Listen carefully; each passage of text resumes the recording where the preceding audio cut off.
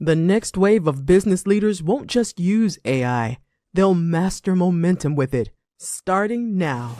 Welcome to the Mastering AI Momentum Show, where visionary founders and driven business leaders turn artificial intelligence, automation, and scalable systems into real growth, real scale, and real freedom. If you're ready to break bottlenecks, reclaim your title, and scale smarter, this is your playbook. Let's dive in. Here are your hosts, Allie Porter and Elise Smith.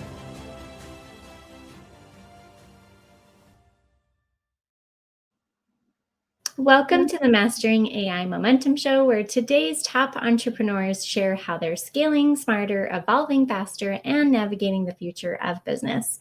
I'm Elise Smith, your business AI strategist with M2 AI Agency, and I'm here with our incredible guest, Tonya Lehman. So she is an educator, speaker, and entrepreneur residing in beautiful San Diego, California, champions the importance of effective communication. Drawing from her diverse experiences, she offers insights and practical techniques to enhance public speaking skills, catering to both introverts and extroverts alike. So please welcome Tonya. We're so excited to have you. Oh, thank you, Elise. This is going to be fun. Absolutely. Now, first off, I love your company name, Joy Lab, right? So tell us a little bit more about how you came up with that name and really what you do in Joy Lab. I started in education as a high school biology teacher and always enjoyed the lab. I wanted to have a bigger reach, and so that's why I created my company, and my middle name is Joy. And Joy also seems to be a big part of who I am. So it made sense, Joy Lab. I love that. And so in your own words, since I just read your bio, who do you serve and how do you serve them? All right, well, I'm going to tell you a story, Elise. Years ago, my husband took a new job and he was invited to a work party at the manager's house. And so I went with him, and we walk in, and my husband, he's known as the new guy, and he's immediately engulfed in conversation. Nobody knows who I am.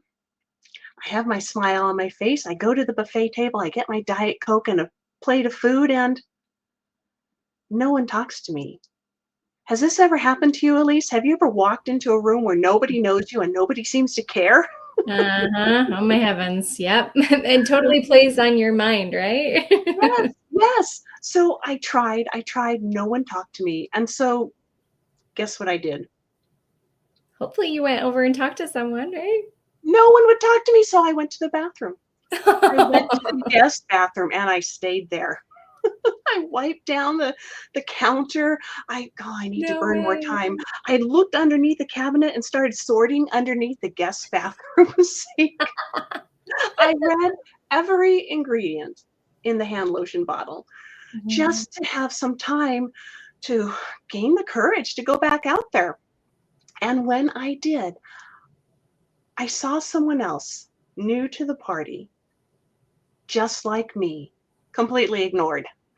So I go over to this lady and we cling to each other like we're in a life raft together. And I actually enjoyed talking with her the rest of the evening. But, Elise, just because I'm quiet doesn't mean I don't have anything to say. And I shouldn't be excluded just because I tend to be an introvert. And I knew then that I needed to change, not become an extrovert, but gain the skills to actually be able to insert myself into conversations as you suggested. And over the years, I've been able to do that. And with my teaching background, I decided to become more of a trainer, a facilitator, and a speaker to bring my skills to other people and share them so that leaders who have quiet people on their team, they have things to contribute, and I can help leaders give introverts the space and the skills and the confidence to speak up. Or if you are a quiet person and always somebody else is doing all the talking and you want to be able to insert yourself in the conversation, then I can bring those skills and confidence to you too through video courses and personal training and speaking engagements. Wow, that is so beautiful. And man, can I relate. I am naturally an introvert, but I found that if I put on my own networking events in person and virtual, I would like force myself to get out of my introverted shell. And then I became an ambivert with like a lot of help. But I have been there before, and it's so hard. It's like trying to get yourself to do something that you don't even know how to do sometimes, to talk to people. Like you look around the room and you're like, everybody's talking, how come I can't talk? Or what's worse is you're in a conversation with maybe, you know, one or two people, especially if it's like three people, you and two other people, and they just go from one topic to another, to another, to another. And you're like, I actually have things to say in my head, but I can't Yes, get it out there fast enough. So yes, how yes. do So, you do this work? so when they take a breath in that situation, if somebody takes a breath in, that's when you say, "Oh, I'd like to add to something you said a little while ago," and then say it before they have a chance to just interrupt you There again. we go. I But know, it's crazy. yes, you know That's exactly so what I'm beautiful. talking about, and I Yeah. know there are people in your audience that Yeah. understand also. Yeah. I mean, regardless of like where you're at in your business, I mean, you can be a CEO and still be introverted. I know a lot of different people who run major corporations, and they still struggle with those kinds of situations. And so what you're doing, I think, is like a huge service to the world, because we need it. We need to be able to be taught. What I love what you just said is that it's not that you need to change yourself, right? It's Exactly, just more exactly. of getting those skills to really fit within the way that God, or however you want to look at it. I believe in God, right? God Mhm. created you to be, or that you were created to be. And so that's really, really an interesting perspective. So tell me a little bit about how you grew your business. Like, what were some of the things that you learned along the way that you're like, I hope no other entrepreneur ever goes through this again? Well, I'm a one-person show. I'm a solopreneur. It's me. It's me, which is, oh my goodness, it's a lot of work. And I just, I, it's very difficult to earn a living as a speaker. So I have courses and I have lead magnets and I have training and I have coaching. All of that is important too, but people need to know. People need to know about me. And so social media. I have to put myself out there on social media. And I eventually hired a virtual assistant to help me with that because I'm posting 5 image posts a week and 5 video shorts a week. And that is a lot of work. And those video shorts, I have my what I want to say, and then I just type it in and an AI polishes it and helps me condense my thoughts into a 30-second short video. I always start with hello everyone and I always end with you are valuable. You can speak up. And I Beautiful. can't, it took me so long to manually write everything. And now that I have AI, I can say, well, this is what I want to say. Don't forget to include these things. And they help me out Yeah, very much. absolutely. Yeah, we actually built an AI app that like helps you kind of get through limiting beliefs, and if you're a God person, brings God and scriptures into it and all of that. And what I love is I'll go there every single morning with my Millie AI, and just work through those limiting beliefs, and then I'll turn that into a social media post. And I think that that is just so like, it's so cool that technology has gotten us to a point that it's not when Chat GPT first came out and people said, make me a social media post about confidence, right? And then it just becomes this generic thing that Yes. people copy and paste, Mhm, and you're like, this is definitely AI. If you mhm. can give it the story and the meaning behind it, and then be able to have it kind of polish it for you or create it in that format that you're talking about, that's really powerful to get your voice out there, right? Absolutely. And it's almost like a conversation with your AI agent. Okay, I Uh-huh. like this line, but let's tweak this a little bit more. And the more conversations you have is the more they can write that video script with my voice in mind when I give the topic and content. I love it. What system do you use when it comes to like video creation? So the scripts, I'm using ChatGPT. I use that for the scripts and the captions, and then I use a teleprompter on my cell phone, and I just go out, and I like to do my videos outside with a lot of different pretty backgrounds. I live in Southern California, and the weather is typically good enough Beautiful. to go outside and do my posts there. And then I have my assistant, my virtual assistant, upload them into Veed, VEED, and that's where she'll put the titles on the video itself and the captions below.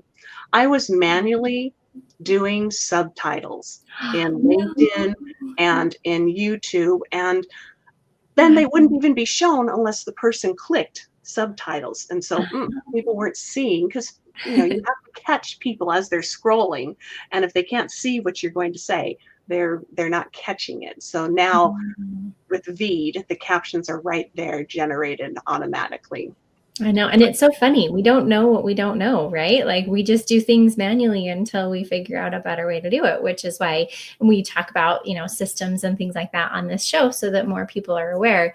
But even if you just chat GPT it, right? And you say, I'm doing this manually. Is there a better way to do it? That can always help too.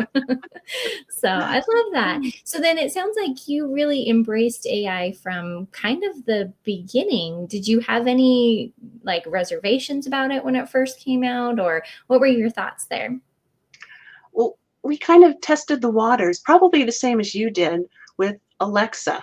Oh, I should be careful. She'll probably turn on some lights for me or something. We have Alexa and hooked up. She does lights, she does fans, she does weather reports, all those things. And every year, I send out a Christmas letter. We have a lot of family, a lot of friends all over the country and all over the world. And I send out a physical Christmas card, letter, picture, and I write that letter every year. And in 2003, I thought, oh my gosh, I'm running out of time. I'm so late. Ooh, what if I have ChatGPT help me write my Christmas letter? And so by 2023, I actually do an interview with ChatGPT about things that the family are doing. And at the end, I ask, can you close by sharing the true meaning of Christmas? And ChatGPT said this: love, joy, peace, kindness, generosity, family, gratitude, celebration, togetherness, and compassion. Wow. And so I said, what about baby Jesus? And ChatGPT came back with Christ's birth, symbolizing hope, salvation, and divine love for humanity. That's beautiful. I love it. I know it's so fun to talk about what you can do with it, because I didn't even think about writing a Christmas card with it. And some people might consider that like, but that's not you and that's false. But you bring the humanness to it, right? Like you have it interview you so that, and you could do this with a social media post. You could do this with like a newsletter in your business. I mean, just have it interview you. I think that's a brilliant idea, because then you get to be put into it compared to just give me something generic and I'll copy and paste it and everybody knows it's AI. Right. Yeah. And that's the concern now. People are suspicious when they see something and they're checking, is that real or is that AI? And so you do need to put enough of yourself into it so that people know. I started, 2024, I joined Tony Robbins' Momentum group, and they were about helping coaches and content creators develop knowledge products. And that's where I really started working with AI. Their AI is named Gigi, and we work together to formulate my speaking bio and all those things, and working back and forth. And that's really when I first got comfortable and accepting that AI is not something evil and creepy, but it's a tool, just like a pen is a tool, just like my phone is a tool to help me expand my business. Absolutely. Oh, I love it.